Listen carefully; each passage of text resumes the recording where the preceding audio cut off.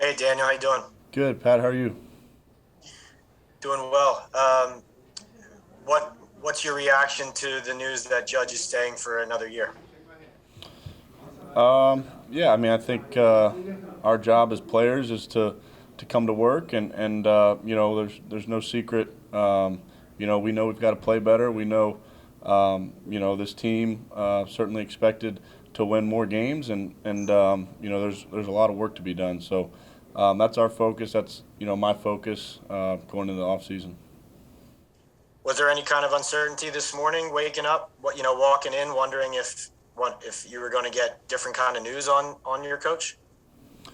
Yeah, I mean, you always hear kind of the speculation, and that's part of the NFL, and you hear that stuff, but like I said, we weren't. That's none of our jobs, and our job now is to get better and improve as a team. Go to Matt Lombardo. Hey Daniel, how's it going, man? Good. How are you doing, Matt? Good, good. I'm just curious when you look back at your relationship with Joe over the last 2 years, how has it kind of grown and evolved over that time, and what gives you confidence that he's the guy that you guys can win with? Yeah, I've got a great relationship with Joe, and I've learned a lot from him. About the game, and we'll continue to work and continue to grow in our communication, and obviously he's overseeing everything. He's the not necessarily offense or defense, and so we work together and work together a lot on some bigger picture things, and I've learned a lot from him. So continue to work, and I look forward to building this thing and getting obviously winning more games. Zach Rosenblatt. Hey Daniel, I know Dave Gettleman addressed the team as well about his retirement. He's obviously the guy that brought you to the Giants when he drafted you. I'm curious what your reaction was to that news. Yeah, obviously tough to see him go. He's a guy who gave me this opportunity and brought me in here, so I'll forever be grateful to him for that, and think the world of him as a guy, and thought he did a good job. So tough to see him go, and certainly wish him the best, going forward. But just grateful for him and what he's done for me. Kim Jones. Hey, Daniel, can you hear me okay? It's Kim. Yeah, I got you, Kim. Okay, great. Thank you. I'm just wondering, I guess I'm someone who sometimes looks for a silver lining.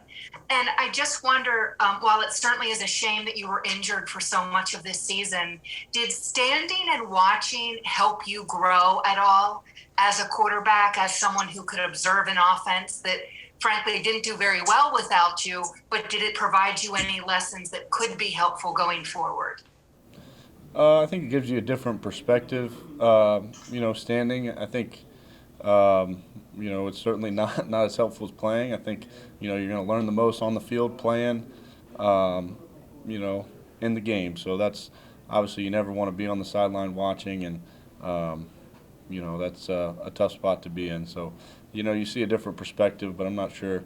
That's there's things you can see. There's obviously your watching the game and trying to go through it like you're playing, but there's no substitute for being on the field. Paul Schwartz. Hey Daniel. Hey, Paul, how you doing? Hey, good. It looks like no matter what happens with Joe, that you will have another offensive system put in, another offensive coordinator. I mean, that's speculation, but I think it's pretty educated speculation, pretty obvious speculation. What kind of a challenge will that be for you to learn a new system, learn a new offense, learn a new coordinator, kind of a do-over after, 3 years here already? Yeah, I mean, like you said, that's speculation at this point. No decisions have been made from my understanding. So, every year is different. I think the offense is going to look different. It looked different, this year than the year before, and since Jason left, it looked different too. So, there's always, you're always learning and adapting, and that's part of the game. But we'll certainly attack that process. Thanks. We got time for three more. Ryan Dunleavy, Tom Rock, and Jordan Dunleavy. Daniel, I have two for you. First off, how's your neck? Any updates since last time we talked to you medically wise? Yeah, I'm doing good, progressing, and now it's there's a healing process that takes time. So, trying to stay diligent with my rehab and treatment and working with the guys here. But everything's going well, and I'm feeling good. And then secondly, back to Gettleman for a sec. Obviously, when a new GM comes in, he wants his new quarterback. You're at the point where you're eligible for an extension. The team has to make a fifth-year option call on you. What do you expect with a new GM for your future? How does it impact you? Yeah, I mean, I think all that is speculation at this point. My job is to, prepare to play as well as I can to help this team, help the players, help the offense prepare to play as well as it can. So that's what I'm focused on. There'll be a time to have those conversations, and certainly be ready to do that. But my focus and my mindset, what I'm thinking about is preparing to play my best next year. Thanks, Daniel. Tom Rock. Daniel, why did you feel like this offense never really clicked together, and what changes need to be made so that doesn't happen again next season?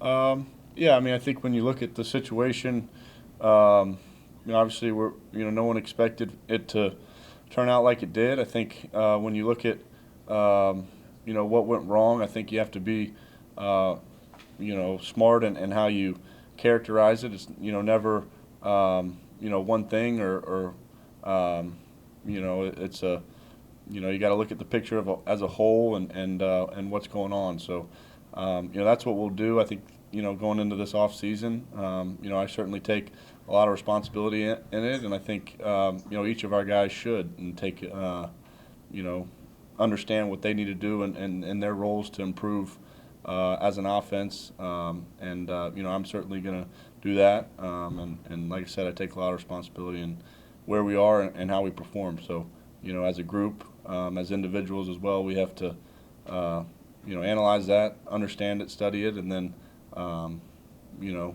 work to improve and make sure we're not in the position again going forward. Last one for Jordan. Hey, Daniel. You mentioned the time frame for your neck. Are you talking weeks? Are you talking months? I mean, what kind of time frame are you looking at?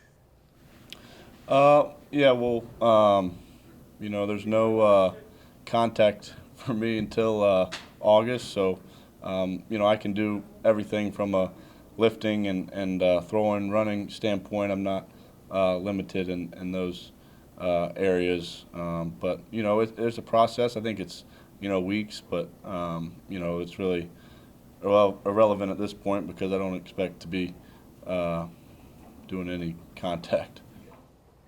I'm just asking, so in the spring or in the summer, you're expecting to be fully cleared by then? Yeah, absolutely.